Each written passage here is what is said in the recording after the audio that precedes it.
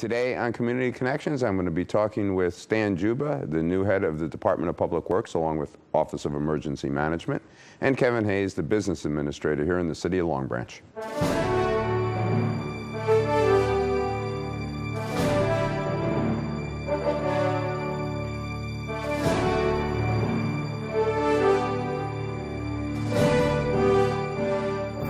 Thank you guys for coming over. Thank you. Thanks for having us. So without controversy, at the last meeting in September, you guys got promotions. We did. And it was nice without controversy. It's always good. Always good. We haven't had that much controversy in the city for a few years, which is a good thing. You've been acting administrator for a year. So far, so good? So far, so good. Interesting job. I enjoy the challenge and dealing with the people and the staff, and it's an awesome job. I like it. What takes up most of your time? I'm trying to figure that out. Yeah, it's it's a combination of the personnel matters are always time-consuming, right. And we're doing, as you know, you're well aware, we're doing so much development work all over the city, and that takes a real big chunk of the time. So far, so good with that, though. We got a lot going on. We are really moving along. Things are going really well. Well, you came out of the building department, and you're still actually the head of the building department, so that's not new stuff to you. No, I've been involved with the redevelopment since it started, but it's sort of a different role of sort of quarterbacking it and, getting the professionals together and the applicants together and the projects moving along, and we've been very fortunate. We got great activity along the ocean front. We've got projects being approved, in the downtown area, 3rd and Belmont area. We approved projects over on Cooper and Whitmer. Let's talk a little bit about the ones that are off the ocean front. Sure. Because, I mean, for example, the 3rd and Belmont one, which I refer to as the PAC construction project, that's been on the table for about 8 years now. Finally came back to life. It has. It's a site of an old firehouse and an old bar. There were some environmental issues there that had to be cleared up, and those issues have finally been done, and we closed on the property with Mr. Pereira from PAC's Construction, and he's got his board approval. He's going to be coming back for an amended approval, and we'll be moving along pretty good with it. It's going to come out of the ground. And directly across the street, Darren Davis, the old Lincoln Can or Sika building. It's been both. It's been both. Got his planning board approval last night for 13 residential units and 5 commercial spaces on the first floor. With something really unique. We're going to partner with him. We have a small municipal lot there. The Chamber of Commerce is going to utilize their lot. We're going to do a shared parking concept where he's going to go in and rebuild the parking lots for us and maintain them, which is always big for us. But it's great to see activity down, on the other side of Ocean Boulevard. Stan, you took over DPW after longtime director Freddie Migliaccio retired. Yes. So far, so good? So far, so good. What do you see as the main goals down there? Right now, going out, taking care of the streets, getting them cleaned, getting a lot of brush, a lot of debris on the roadways out, potholes. Number one choice before the season really gets bad where we can't do it anymore. Right. And just going out and around. Right now I'm in the process of every day driving around throughout the town, seeing what has to be done and just getting together with my supervisors and stuff and putting them out there on the projects. Now, you've been running might be not a totally appropriate term, but you've been one of the main guys for the city on the beachfront for a long time. That blends right into what you're doing now. Yes, we just take that area, what we do, and with our experience, what we did with the beaches, apply that onto also the streets and the roads and everything with Public Works, and it's been working out good. I mean, I'm very fortunate to step into a role. Fred was an excellent DPW director. He taught me a lot, and I have a lot of good supervisors under us, which I'm putting more and more pressure on them to go out when I give them things to get done, so I can do everything that Kevin's been giving me to do over the last couple of weeks. I've been currently on the job now. How long have you two guys known each other? Oh my God. Forever. A long time. I've been in the fire department since the 70s. 70s. Both of you were fire chiefs. Yes. We were, yeah. You were 87? Yes. Yeah, 90. He had a very significant fire his year, you might remember. What are you... I was going to say, what are you talking about? But he's been taking the business for that for 30 years now. A long time. I see another 30 years of it going. Yeah, it's not going to go He's going to get credit for the purifier. I'm getting used to it now. Everywhere I go, Yeah. get a little shot here or there. Well, that's okay, because over the years at the council meetings, I've actually had people, come up and blame me for that. Yeah. And I then throw you under the bus. Yeah, well, that's what you should do. But both of you came out of the fire department. Yeah, I was chief in 1996. So you got elected in 93. 93 when your father was the administrator. Yes, correct. That's right. Yeah. Right. And served 94, 95, 96. What did you guys learn from the fire department? Because both of you ended up in the profession of running the city.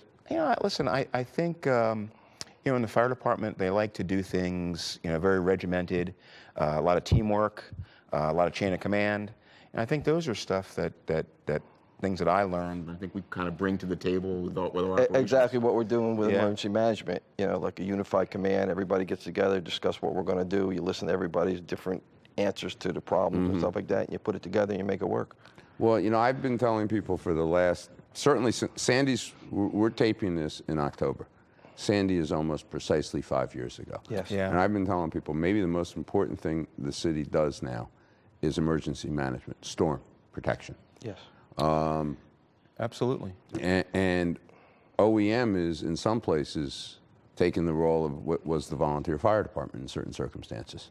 You see it that way? Yeah, yes, especially what we're going through now. It's just crazy with the weather pattern changes and all that. We're getting things throughout the country, as you know, Right. and with the hurricanes and with the winter storms, everything much more, ferocious than we've ever had. And we've learned, going back to the fire department with all the training that we had throughout the academies and everything is stepping up, and then with the emergency management classes, just everything in general, it's just taken off, and you can apply that to everything going around. I'm waiting for someone to run for public office, be it in Long Branch or anywhere else, and say, I think the most important issue, because it's true on the state and federal level, is emergency management, storm protection. And we've done some things here that are probably, this summer we had FEMA come to Long Branch because they wanted to see how we did things. We were a little different than everybody else. They were pretty impressed with what we did. As you know, we waited a little longer than some places to make sure we did it right, and the boardwalk and the bluff came out, absolutely perfect. Right. And now we're working on this community rating system to try to help with flood insurance rates. What does that mean? It's a system that of things that we do in the city and the homeowner does to try to bring down the insurance rates for flood insurance for your home. So give me an example. We're of what you could actively do. working on that now. Different flood prevention programs that we have to do. A lot of categorizing of locations and storm related properties where it's at the most risk and things like that. So it's a lot of paperwork and a lot of time, and it's going to pay off eventually. OEM, technically, Stan, you volunteer at OEM. Yes. Reality is it takes up a fair amount of time on an ongoing, continuing, during the workday basis. Yes, it does. When I first started, we had one deputy. Now I have 5 deputies, and helping them. Kevin, Charlie, Shirley. You've been the director since what? 91. What year? January of 91. So you came right after Barry Camp? Yes. And how soon after did we have the first major storm? 4 months. Which storm was that? I don't remember. That was, I shouldn't say 4 months. The major one was the Nor'easter in 92, yes.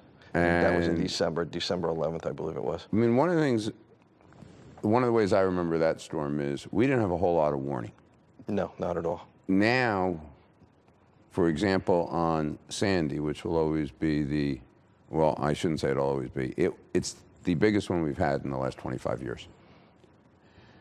A week before, I can remember at a council meeting, a reporter from the Star Ledger coming up to me, introducing himself and saying, "What are you guys doing about the storm?" And because I'm on top of things, I said, "What storm?" And he said, "Warning just went out from the state OEM meteorologist about a storm forming in the Caribbean. You were there." And I said, "Go talk to him." "And what's going on?" You said, "Well, we got a warning, and if it gets worse, we're meeting tomorrow." Yes. And we met tomorrow. We met the next day, yes. And we yes. continued to meet for the next 2.5 weeks. Yes. But now the weather predictions. The state is more on top of things. Their warnings to us are a lot more, are earlier and more thorough, and we're more prepared. Sandy opened up a lot of eyes. Everybody corrected their problems from the state right on through the local government, you know, what they could do, and just preparedness is #1 now. I think Sandy created a language too. I mean, most people didn't know what storm surge really meant. Right. You know, oh, we're going to have storm surge, yeah. But I think if they had any idea that it was like flooding of biblical proportion, it would have gone differently. I mean, we did voluntary evacuations. Yes. But nobody realized we never had this storm surge stuff before, and people didn't know, and it's and we were scary. pulling people out of their homes. We had policemen tied to trucks going in and grabbing people. Yes, 5 feet of water. Yeah. All of a sudden, The both of us were in the truck. it got a little hairy there Yes, that it night. got It did. Some of those guys that went out in that water, we didn't go in it, but we had some young guys that were out there in those river rescue suits. We need some of those young bucks. Yeah. Yeah, absolutely. Now, one of the things, and I'm glad to be able to do this, is we've got to say some nice things about JCP&L. Couldn't really say them. I didn't say them during the storms, but they've responded well in the last couple of years. They have, and you and I both went 12 days without electric, so we were in it together at Sandy, and they've made a lot of changes. And I think the biggest thing they did is they opened up lines of communication.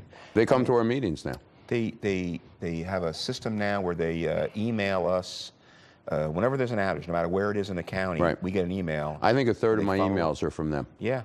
Without exaggeration. I think they're trying. I really do, and they've become a much better utility to work with. 100% improvement. I mean, any major storm, any major event, I get a phone call.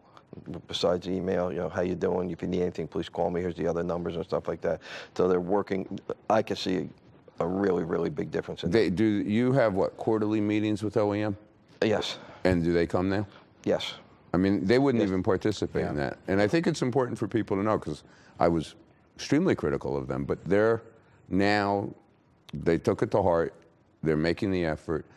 They know where our grid is. They know what goes on there. They know what our behavior is going to be like during a storm. It makes a difference. They knew they had a problem. They saw they had a problem. They fixed it. Yeah. You know? So then they're still working on improving it. Right. Yeah, as we all are. Yeah. The other thing, comes out of your department, building codes work. Yeah, no doubt. Absolutely. I mean, we went down to Pier Village. The storm rocked us on a Monday, Tuesday morning, not knowing what we were going to see. And really, the damage was minimal. Yeah, it does. And you know, I would absolutely give a shout out to Stan Mitos, our construction official. Him and his staff, they just do an amazing job. And as you can imagine, they are overwhelmed with all this work going on. But they really are razor sharp. And those building codes did make a big difference. You know, the things that failed were the electric transformers, which were at grade level, which there's really no other place to put them. They got wet. Flooded. We had a little water came up under the boardwalk, knocked a few staircases apart. Not the boardwalk, though. But not the boardwalk. That was it. It was relatively a little amount of damage. So if we take it further down, we lost the boardwalk that got wiped out was about 50, 60 years old. And what it's been replaced with is built up to modern flood control issues. Yeah, absolutely. The new boardwalk, I just think, came out magnificent. I think people really enjoy it. It's really... you go down there all year and there's people on it. Yeah, we're getting a lot of compliments. A lot of people, you know, when it took a little bit longer than what people thought to put things back and everything like that, and we kept telling them we're just trying to do it the right way. You know, we're covered now. We get another storm and we have a problem, not that I expected with what we have there or whatever, thing that it's covered by FEMA. You know, It's not like they just won't. And we hope in the next couple of months to start filling in the last piece with Pier Village Phase 3 doing the connection. We'll talk about that the second half of the show.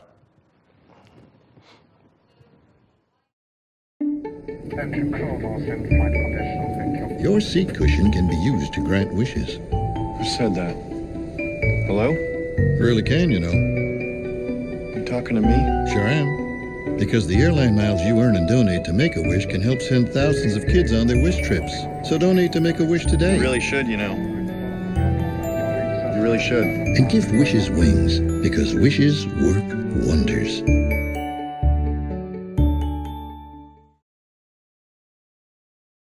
All right, we're back for the second half of Community Connections with Kevin Hayes and Stan Dziuba. We were saying the last piece of the boardwalk. we finally, after, I don't know, well, listen, when we decided that that piece was theirs, it was before Sandy. Yes. We think we're there.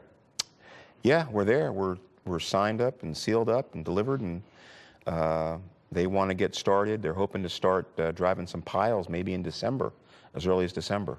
Any reason you can't do that throughout the winter if it's not below zero? No, if the weather cooperates, you know, I've been on the phone with them saying, listen, I don't care what you do. We got to get this open by Memorial Day. The board, yeah. The boardwalk. So, how many feet do we have there?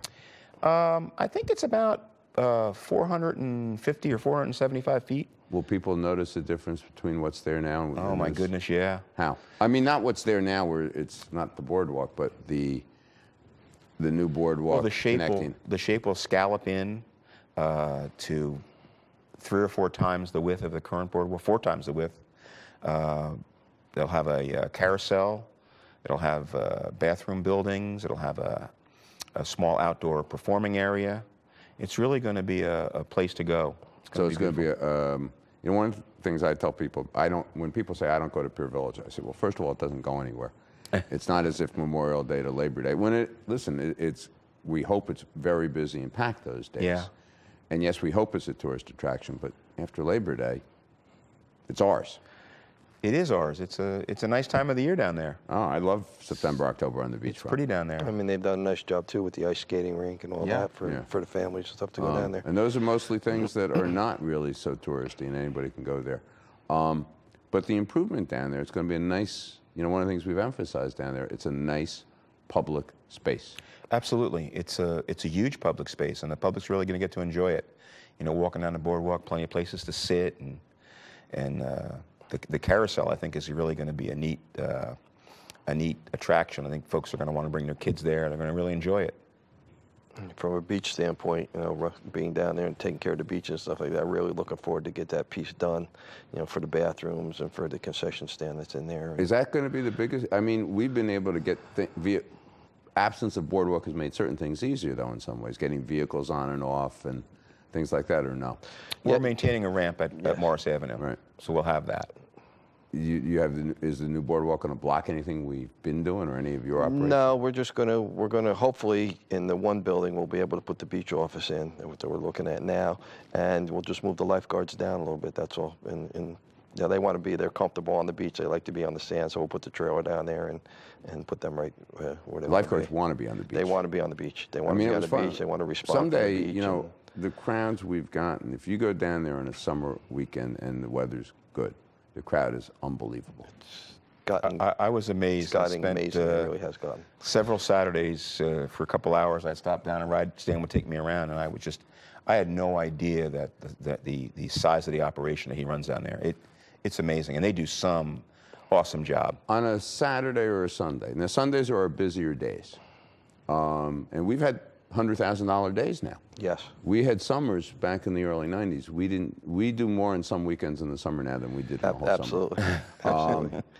But how many people do you have working, and what are they doing?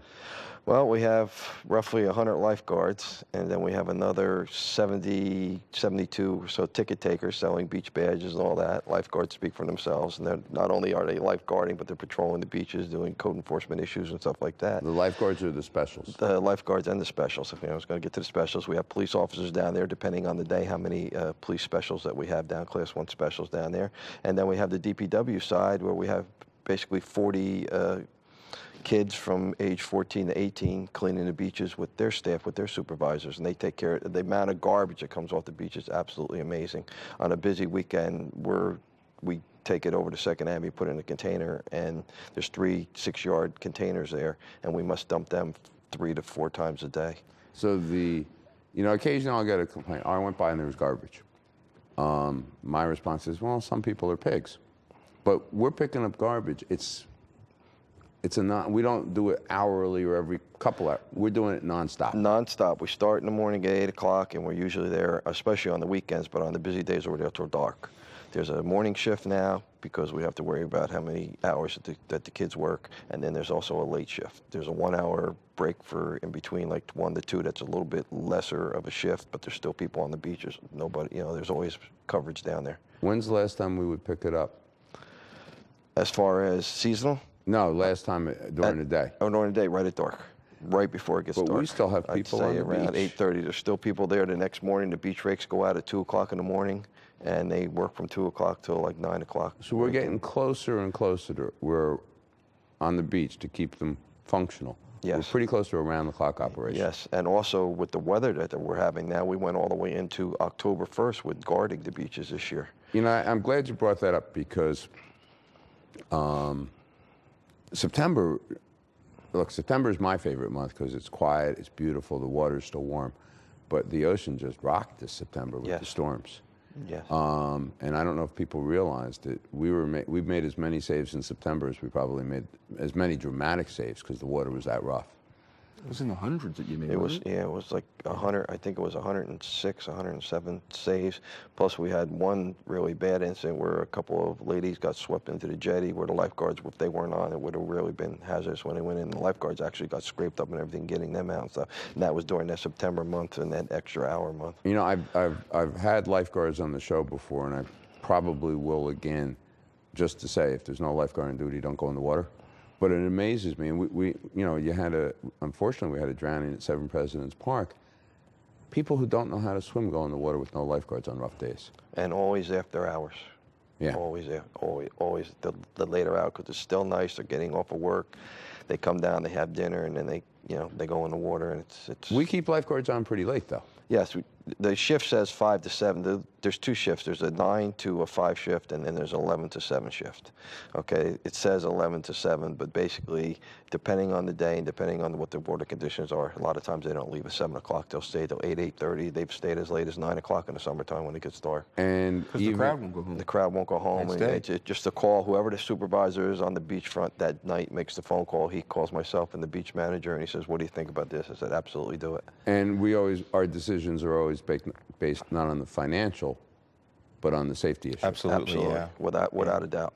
Stan called me in September. We went 3 or 4 weeks longer than we did. He said, you know, it's a nice day. He says, I want to put people on. We said, absolutely do it. We actually had a day where the ocean, it was a summer day. Yeah. I mean, the weekend was a summer weekend, mid-September. And you had that undertow working too. A lot of that. Yeah. A lot of riptide. Riptide. It was tough. It made a lot of rescues. Yeah. And the beaches were free. We weren't charging any. We're done charging after that. That's correct. And I can't imagine that will ever change. And the amazing part that I find is every news broadcast that you watch was talking about, every paper you read, they were talking about how bad the rip currents were. There was rip current warnings out from the National Weather Service everywhere around here, and people still went in the water. Yeah. I just don't think they understand how difficult it is and how strong it is to pulling you out in the water. Just dangerous. I think every time I've been called down, and they weren't all drownings, but it was after hours swimming without a lifeguard, inexperienced swimmer. Yeah. Yes. And they just don't respect how powerful the ocean really is. It's no joke. What do you see for the future of the beachfront? What are you looking for? I mean, you're theoretically going to take a step back, and somebody else is going to do some of what you did. Yes, theoretically. Still want to be involved. I haven't worked it out yet. I definitely love being down there. I love working with the staff down there. But it's a great staff. It's just growing. It's just growing. We're being approached now even by a couple of condo associations asked to take over their beaches. Well, I want to point something out because to me it was huge. I'd have to look, but there were years where it was, are we ever going to break 1 million? And then it was, are we going to break 2 million? So this year we lost 22 days to weather. We broke 2 million. Yeah. Yeah. Well, I think the big factor was parking. Yeah. We were able to negotiate with the developer that's trying to do Lower Broadway to letting us use those lots for parking. He was so awesome in doing that. We haven't paid him his dollar yet. We owe him $1. I haven't paid him yet, but we'll have to put it in the budget. Yeah. But we parked a lot of cars down there between the Chandler Maps lot and those lots. It seems to be you increase the parking and the beach numbers just grew. It's working, and it was showed by the revenue of the beaches because each individual beach has the ticket booth there, and the ticket booths from the Ocean Place to the north, Madison Avenue, Great Lawn, went up substantially because of the parking there at the Five Corners. But now the other side of town, which is I would always think of as more of a local beach, the Brighton Avenue, the West End beaches, we had a parking lot, same price, and I want to brag. It's $10 a day on a summer weekend, all-day parking. Yeah. Nobody used the parking. Nobody. Nobody. I was amazed. And Yeah. it's not that far. I didn't understand that. But we could. But folks park right. They'll park all the side streets right down to Sayers Avenue and walk to the beach. Right. We couldn't give away. And even when we made it free, it didn't fill up. Didn't work, no. Yeah. And we had plenty of signage and everything out there, and people just didn't use it. The drop-off point, not highly used, but we got people used it. Yeah, listen, like you said, it wasn't highly used, but the people that did use it really appreciated it. Right. We had a lot of positive comments of the officers that were, controlling the traffic there and the safety there, and how much they appreciate being able to drop, seniors off and picking their kids up, and it's a nice added feature for us. Well, one of the things we look at, and I think most people do realize, there's a little bit of trial and error going on. So, one of the things. After Sandy, we sat down and said, what could we do better? Every summer we sit down and say, what could we do better? These are major operations. On July 2nd, which was the day we broke 100,000, I mean, we got 2 days before Ocean Fest, we probably got 30,000 people, maybe more, on the beach, off the beach, and we didn't have a real incident. It's good stuff. We handle a lot of people. What would you like to, what's your big goal for the next year? I would love to get something coming out of the ground on Lower Broadway. I think that would be such a good thing for the city. I'm here all my life, and I remember as a kid shopping there, my parents would take us down there, and, to see how the direction it's gone. And now that we've taken the buildings down, I'm really excited about trying to get something developed down there. You got any particular goals for the next year, Stan? For the beaches or for DPW? Both. Get your office done, maybe? Yeah, get my office done. It's a little rough right now without an office, but we had to do a little bit of work in there. But for the beaches, I just want to keep improving on that. I mean, keep the same people. Hopefully we'll get the same staff back. We've done so well on that. As far as DPW, my goal is just to get this town cleaned up and work hard to improve it. Well, thank you both for coming over. I've enjoyed it, and I enjoy working with both of you. Thanks very much. Thank you. Thank you.